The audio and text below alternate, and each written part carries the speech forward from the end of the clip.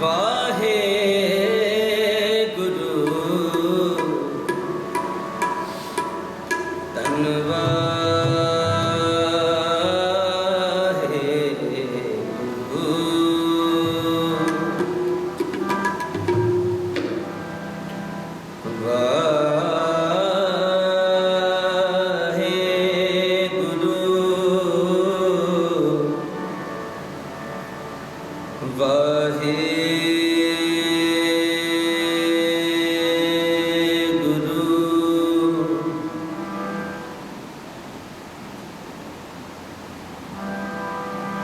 वाहे गुरु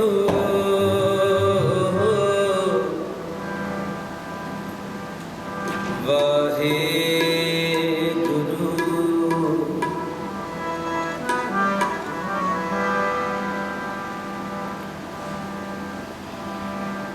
कृपा करो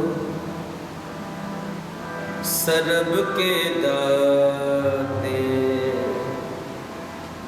एक रूप लिवलाओ नानक की बेनंती है पे अपना नाम जपाओ अपना नाम जपाओ कर बंदगी कर बंदगी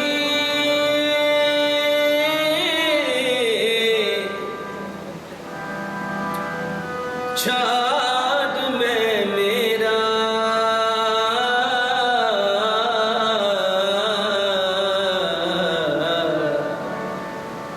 छाड़ में मेरा कर बंदगी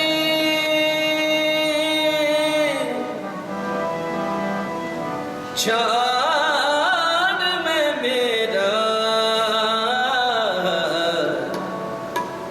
हृदय नाम समार सवेरा हृदय नाम समार सवेरा वाहे गुरु वाहे गुरु वाहे गुरु वाहे गुरु वाहे गुरु वाहे गुरु जपो सारे वाहे गुरु वाहे गुरु वाहे गुरु वाहे गुरु वाहे गुरु वाहे गुरु जपो वाहे गुरु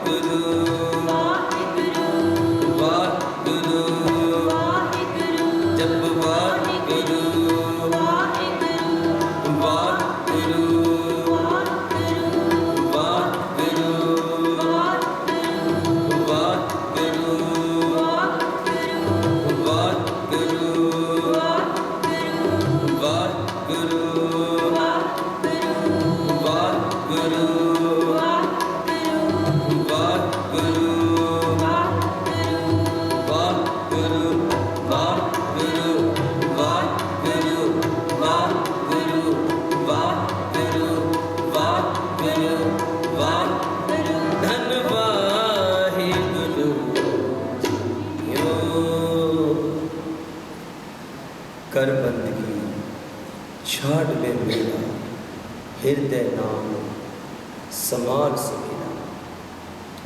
पतित पावन सतगुरु सरवरे कायनात के मालिक जगत गुरु साहिब श्री गुरु ग्रंथ साहिब महाराज जी, जिन्हां दे पावन चरणों में बैठ के शामा वेले दे दीवाना विच अमृतमयी बाणी श्री सोदर राज साहिब जी का पाठ उपरंत गुरु के कीर्तनियां जब लो नहीं भाग दिलार उदय तब लो ब्रह्मदेव फिरते बोतायो जपियो जिन अर्जन देव गुरु फिर संकट जोन गर्भ नाय। पावन शब्द श्रवण किया।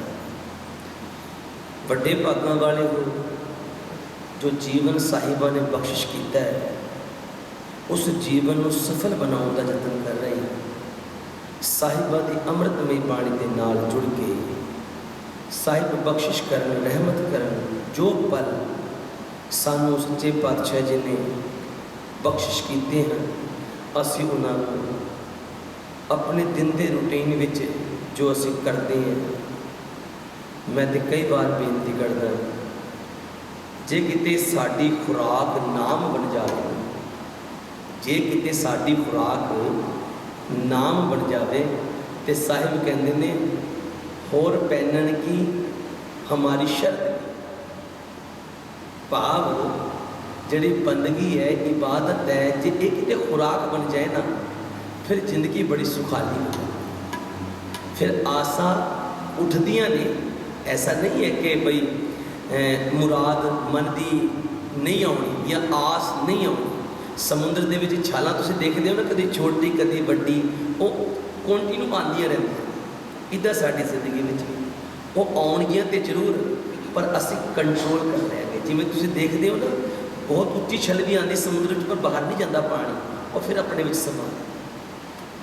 इदा साडे विच भी आउणगियां, पर गुरु शब्द गुरु की बंदगी उनकी इबादत समझण दे नाल, सिमरन दियां बरकत समझण दे नाल वो साडे विच आउणगियां, पर सानू उन्हां नूं कंट्रोल करन दा तरीका है। सो ये दीवान विच बैठे आपां गुरु का जस सरवण करना, गुरु का कीर्तन सरवण करना है। गुरु ये बेनती करनी, सच्चे पातशाह ये अवगुण भरिया शरीर है, इन्हूं तुसीं पवित्र कर सकते, तुहाडी बाणी नाल पवित्र हो सकते, क्योंकि ये महीना बड़ा इतिहासिक है।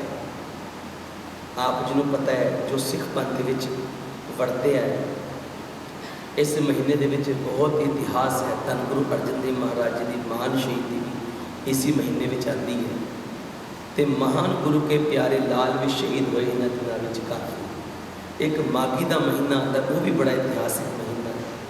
तो इतिहासिक महीने तो भाव हिस्टरी जी है वो साढ़े जीवन को तब्दील करती है, वो सानू बदलती है।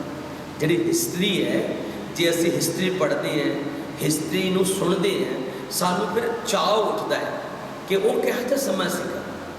इतने दुख झेलण तो बाद भी उन्होंने सिखा ने तुहाडा आसरा नहीं छड्डिया है जी। वो नित हाजरियां भरते सन। अज इन्नियां फैसिलिटियां होने तो बाद भी गुरु के द्वार, गुरु के महल, जिहड़े महल बने ना बड़े सोहने सोहने, ये शोभते भी तद जो इन्हां विच बैठण वाले सोहने बैठे हो। सो तुसीं भागां वाले हो, गुरु ने तुहानूं अपने लड़ लगाया, बख्शिश की है। सच्चे पातशाह का शुक्र है, कोटान कोट धन्यवाद है। आओ शब्द पढ़िए। दीन के दाते कृपा करो, मेरा गुण अवगुण ना विचारो कोई।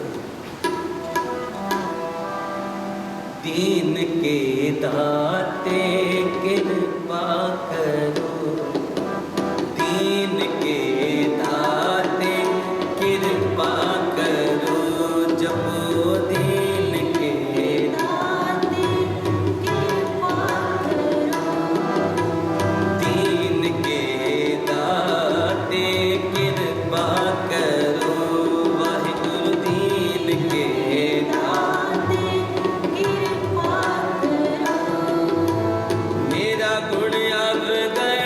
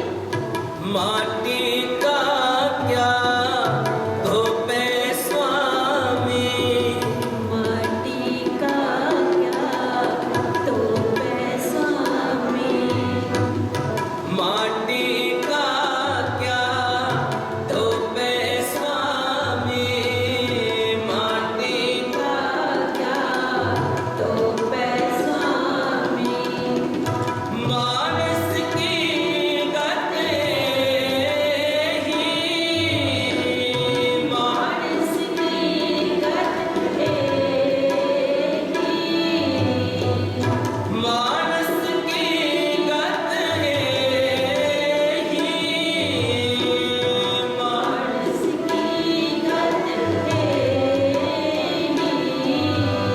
मेरा गुण अवगणना विचारो कोई, मेरा गुण अवगणना विचारो कोई, दीन के दाते कृपा करो, दीन के दाते कृपा करो, मेरा गुण अवगणना जानो कोई, मेरा गुण अवगणना विचारो कोई, दीन के दाते कृपा करो, दीन के दाते कृपा करो।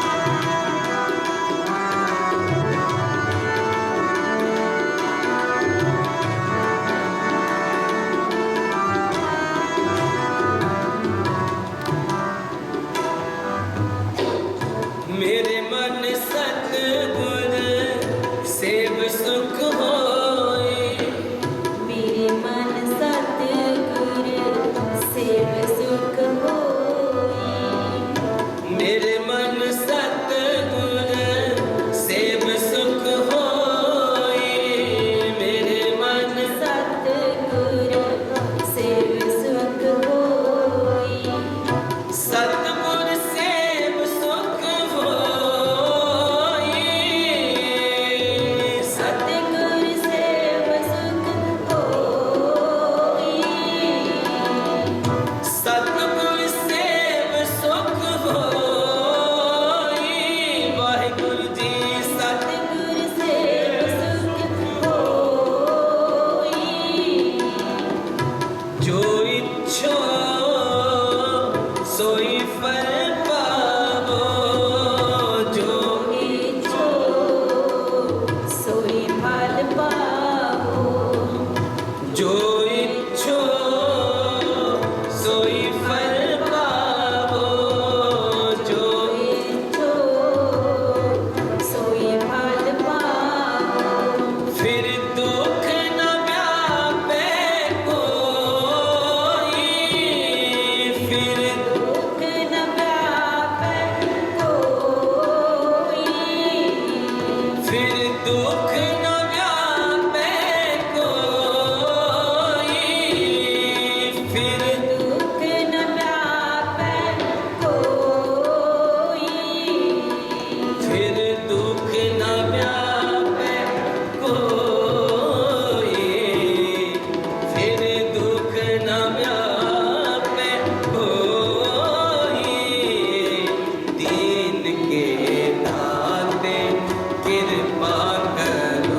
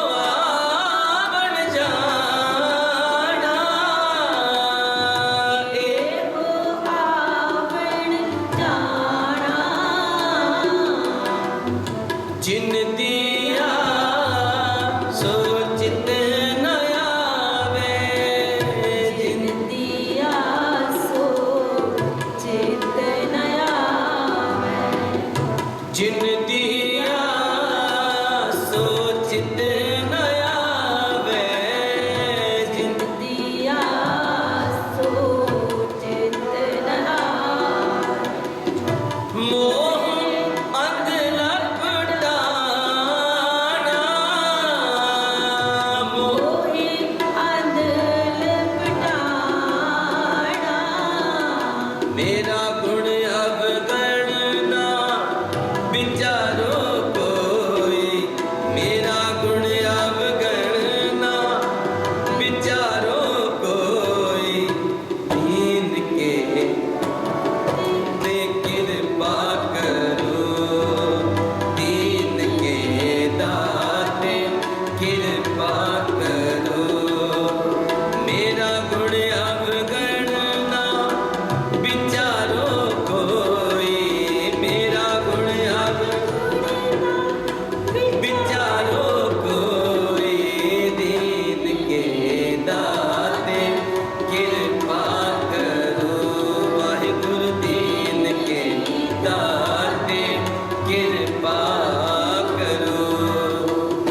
माटी का क्या धोपे स्वामी, माटी का क्या तो पैसा में, माटी का क्या धोपे स्वामी, माटी का क्या तो पैसा में, मानस की गत ही, मानस की गत मानस की गत एही, मानस की गत एही, दीन के दाते कृपा करो, दीन के दाते कृपा करो।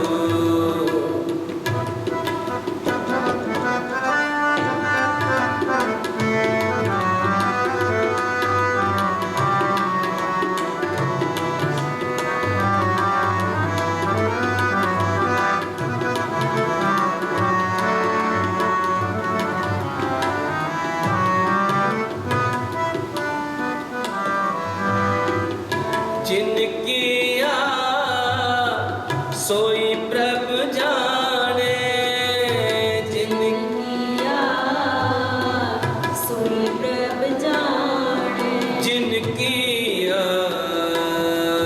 सोई प्रभु जाने, सोई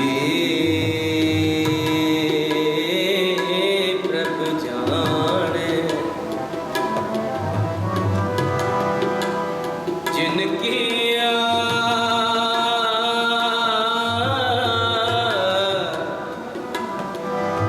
जिनकिया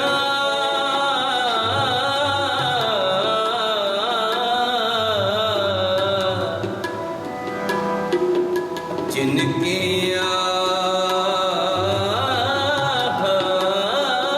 सोए प्रभु जाने, सोई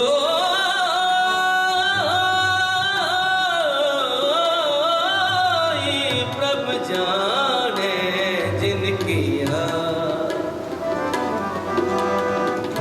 जिनकिया सोई प्रभु जाने, किया सोई प्रभ जाने, हर का महल अपारा, हर का मैल अपारा, हर का महल अपारा,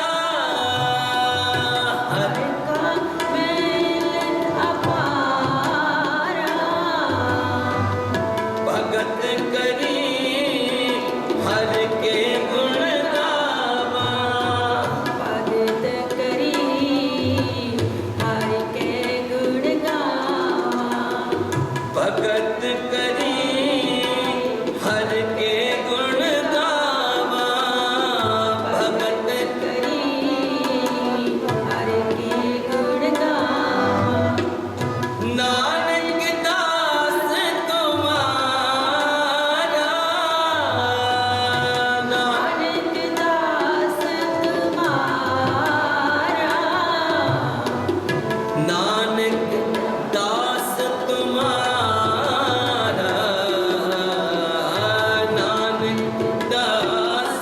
तुम्हारा दीन के दाते कृपा करो दीन के दाते कृपा करो मेरा गुण अवगणना विचारो कोई मेरा गुण अवगणना विचारो कोई दीन के दाते कृपा करो दीन के दाते कृपा करो माटी का क्या तो पैसा में माटी का क्या तो पैसा में माटी का क्या तो पैसा में माटी का क्या तो पैसा में मानस की गत एही मानस की गत एही दीन के दाते कृपा करो वाहिगुरु दीन के दाते कृपा करो दीन के दाते कृपा करो दीन के दाते कृपा करो मेरा गुण अवगणना विचारो कोई मेरा गुण अवगणना विचारो कोई दीन के दाते कृपा करो दीन के दाते कृपा करो दीन के दाते कृपा करो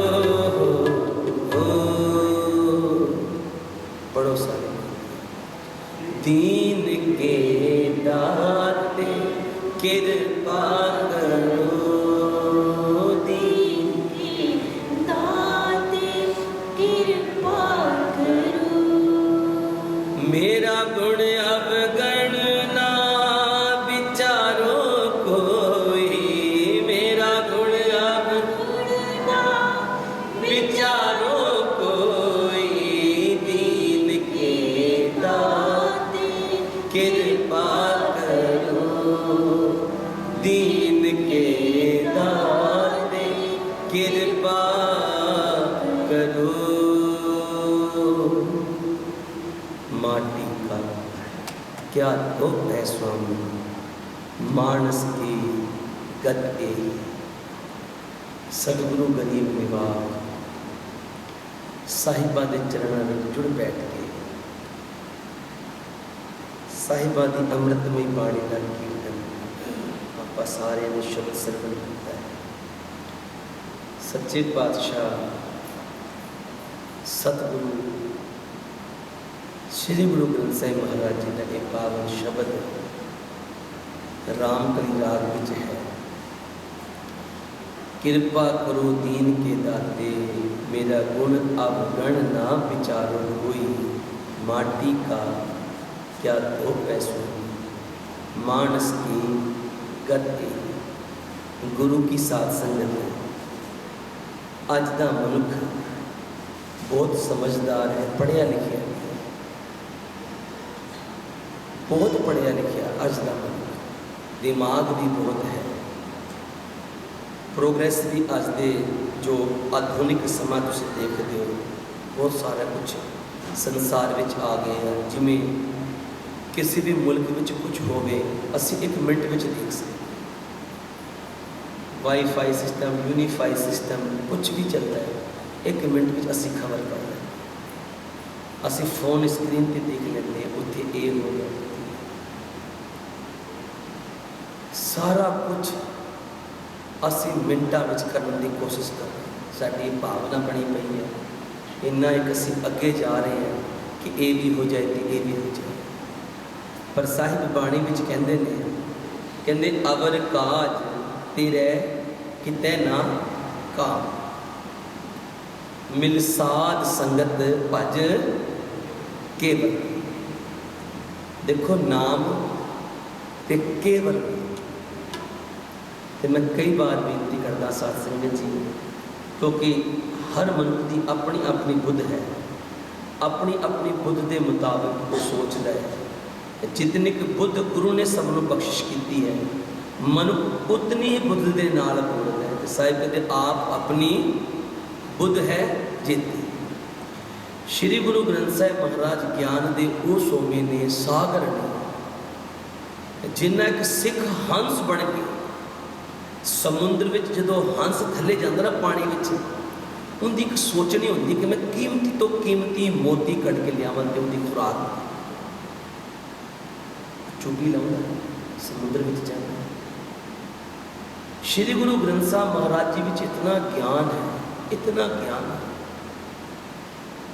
जिन्नी भावना के नाल असीं उस शब्द नाल जुड़ते हैं, जिन्ना क मन साडा स्वच्छ ते साफ निर्मल, उन्ने एक कीमती ज्ञान के मोती असीं अपने हृदय में इकट्ठे कर सकते, साडी खुराक बन सकती। दुनियावी खबर तुसीं एक बार दो बार सुनते हो, तीजी बार सुनने का मन नहीं करता, कहते चेंज करो। एक न्यूज़पेपर तुसीं दूजी बार नहीं पढ़ते, कहते चेंज करो और लेते। पर साहिबा की बाणी इन्नी मिठी है, साहिब मेरा नीत नवा सदा सदा नित उनकी बढ़िया है, उनके गुण चंगे लगते हैं। क्योंकि जदों असीं खोजते हैं, उनके सिमरन को करते हैं, उनकी बंदगी को करते हैं, सानू अपने बारे पता लगता है। ज्यों ज्यों सानू अपने बारे पता लगता है, त्यों त्यों बाणी सानू मिठी लगती है। जदों मैनू अपने अवगुणों का चेता आएगा तो मैं बाणी पढ़ांगा, फिर मैनू याद आएगी सच्चे पातशाह मेरे विच ये भी अवगुण, मेरे विच ये भी अवगुण। अज का मनुख दुखी यही इस करके वो दूजे के अवगुण देखता, अपने अवगुण उन्हें दूजे के पुत्रां विच कमी नजर आती, अपने पुत्रां विच कमी नजर आती। उन्हें दूजे के घर का कलेश सुनना चंगा लगता है, अपने घर के कलेश को कंट्रोल करना चाहता है। ये साडी अज की जीवन शैली है। पर सतगुरु जी की कहते हैं, साहिबा ने पूछ, साहिब कहते ने, कहते अवगुण ते तू करता है, पर जदों अवगुण करके लुकाउंदा ना, फिर उस तो वड्डा भी अवगुण करता है। तो मैं कई बार बेनती करता है साध संगत जी, असी गुरु चरणों में अरदासा करते हैं सिमरन वास्ते, या जो भी सानू चाहिए है, धन दौलत कारां गड्डियां, असी हर चीज़ वास्ते अरदास करते हैं। साहिब जी कहते हैं, कहते अरदास तो कर, पर अरदास तू अपने आप ही जुड़िया कर। हुण मैनू माफ़ करना, मैं अरदास करदा जिहड़ी चीज़ की मैं अरदास करनी, मेरी बिनती उसी चीज़ पर टिकी हुई। बेशक मैं घरों जरूर आया अरदास करन, पर जिहड़ी चीज़ की मैं अरदास करनी, मेरी बिनती उत्थे टिकी हुई है। तो गुरु नानक देव महाराज कहते नवाज तो मैं पढ़ी काजी थी, तो नवाज पढ़ने मैं इत्थे आया सी, नवाज पढ़नी सी मैं, पर मेरी शर्त ये सी कि मैं नवाज तुहाडे नाल पढ़नी सी। कहते मैं नवाज पढ़ी है, कहते तुसीं नवाज जरूर पढ़ी है, पर तुहाडा मन तो इत्थे है नहीं सी, सजदा तो तुसीं कीता ही कोई नहीं। हाँ, शरीर दिलों जरूर तुहाडे मत्था टेकिया, उन्होंने खुदा नूं सजदा कीता है, पर गलती अंदरली हुई सी। साडी अरदास, साडा सिजदा, साडी नमस्कार जो असीं धन गुरु ग्रंथ साहिब महाराज जी के चरणों में आके बैठ के करते, जे किते वो साडी सुरत शब्द नाल जुड़ी होवे ना, तो गुरु की साथ संगत जी साडा ये लोक सुखी ते परलोक सुहेला हो जाए।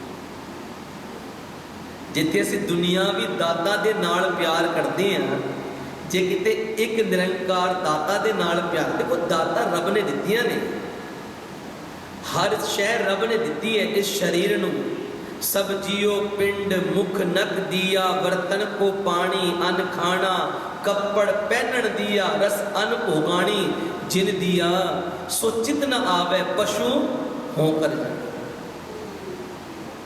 कितने धर्म ग्रंथ ने समझाने वास्ते एक फोन खरीदते हो, किताब नाल लैके आते हो सिस्टम समझण वास्ते, इस बॉडी को समझाउण वास्ते, इस जीवन को समझाउण वास्ते दुनिया भर के धर्म ग्रंथ ने, पर फिर भी सानू समझाना पैंदा, समझाउणा पैंदा है, सानू नित तो नित सोचना पैंदा है। असी रोज़ कितनी गलतियां करते सानू पता नहीं लगता कि की असी कुछ कर रहे हैं। इस करके शायद कहते सुचेत हो सुचेत, जीवन बार बार नहीं मिलना। शायद कहते दीन कृपा करो दीन के दाते, मेरा गुण अवगुण ना विचारो कोई, क्योंकि मेरे विच ते अवगुण ही अवगुण ने, मैं निर्गुण यारे को गुण ना ही आपे तरस। कैसे निमरता है गुरु के चरणों में, गुरु के बोलों में किन्नी की निमरता है, गुरु के बचनों में कितना का प्यार है। इतना प्यार होने तो बाद भी मैनू माफ करो फिर भी तत्के हो जाते।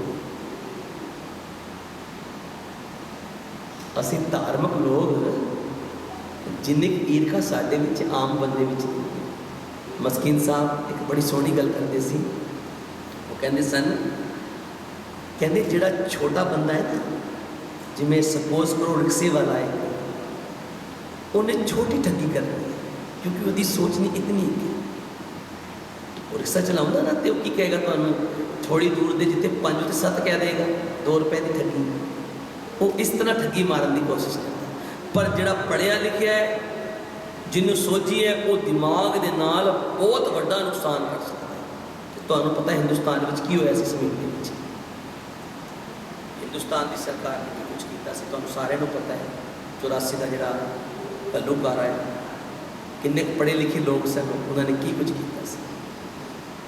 सो मेरे कहने तो भाव, जदों साडी बुद्ध सुचेत होंदी है, साडा मन सुचेत हो गए, फिर असीं गुरु चरणों में जुड़ के अरदास करी, सच्चे पातशाह मैनू अपने विच अवगुण ही अवगुण नज़र आउंदे ने। जिस दिन मैनू ये गल समझ आ गई कि मैं एक अवगुण भरिया शरीर हाँ, मैं गुनाह नहीं करना, मैं गलती नहीं करना, मैं दूजे का हक नहीं मानना, मैनू दूजे विच भी रब नज़र आना शुरू हो गया। जिस दिन मैनू दूजे विच रब नज़र आना शुरू हो गया, उस दिन याद रखियो साध संगत जी, मेरा प्रभु के नाल प्यार बद रहा, मेरा प्रभु के नाल चाव बद रहा। फिर मैनू कहने की लोड़ नहीं कि मैनू गुरुद्वारे वास्ते कोई कहेगा कि अज शुक्रवार का दीवान है तो मैं आना, उनकी एक लालसा कि मैं धन गुरु ग्रंथ साहिब महाराज जी नमस्कार, उसने आना, उन्हें समय कढ़ना है, टाइम कढ़ना कि मैं हाजिरी भरनी है। माटी का क्या धूप है स्वामी, मानस की गत ए, मिट्टी को धोते कुछ मिलता साथ संगत जी, जिन्ना मर्जी धो, जिन्ना मर्जी धो, वो मैला ही पानी। पर गुरु एक गल जरूर कहते हैं, वो कहते बेशक तेरा ये भांडा मैला है, गंदा है, पर एक गल याद रख सजना, जे इस भांडे विच गुरु रूपी नाम अमृत तो पावेगा ना, उसनों हौली हौली तेरे भांडे नूं गुरु साफ कर देगा। तेरे भांडे की जिहड़ी कालख है, जिदा जिदा तू नितनेम करेगा, बाणी पढ़ेगा, वो बाणी की मिठास, बाणी का अमृत तेरे हिरदे विच पवेगा। जिहड़ा तेरे अंदरली कालख है ना, एक समा बनेगा कि वो कालख सारी दूर हो जाएगी, तेरे हिरदे विच सुख ते शांति नजर आएगी। गुरु बख्शिश कर, गुरु कृपा कर, गुरु ते आप कहते हैं, गुर नवनिध दरियाओ जन्म हम कालख होवे। जन्मा जन्मांतरा की कालख गुरु बख्शिश कर देता है, गुरु खत्म कर देता है, गुरु धो देता है। किस तरह धो देता है? एक लकड़ का ढेर हो ना, तुम पेट्रोल पा के थोड़ी जी तिल्ली ला दो, मिनट में सुहाओ, अग लग जाती। कर्म करने ऐसे, कर्म तो बिना यह जिंदगी अगे नहीं जा सकती। किरत करनी है, कर्म करने ने, पर कर्म वो करने हैं जिन्हों का मैनू पता हो, जिन्हों नाल मैं अपनी जिंदगी के मार्ग को सुखाला कर सका। कर्म होने बहुत जरूरी हैं। कर्मा करके रब के नज़दीक है, कर्म करके रब के दूर हो असी। किस करके? कर्मी आपको आपनी के नेड़े के दूर। कर्म करके ते बिछड़ गए से, कर्म करके दुनिया में छड्डदे आए, ਕਰਮ ਕਰਕੇ ਤੇ ਜੂਨੀਆਂ ਵਿੱਚ ਭੁਗਤੇ ਜੂਨੇ ਕਿਤਨੀਆਂ ਕੁ ਜੂਨੀਆਂ ਭਟਕੀਆਂ ਹੋਈਆਂ ਸਾਡੇ ਜੀਵਨ ਦੇ ਵਿੱਚੋਂ ਕਿ ਅਸੀਂ ਗੁਰੂ ਸਾਹਿਬ ਕਹਿੰਦੇ ਆਏ ਅਨੇਕ ਜਨਮ ਭਰਮ ਸ਼ਰਣੀ, ਬੜੀ ਜੂਨੀਆਂ ਹਟਾ ਕੇ ਅਸੀਂ ਇਸ ਮਨੁੱਖੀ ਜਾਮੇ ਵਿੱਚ ਆਏ।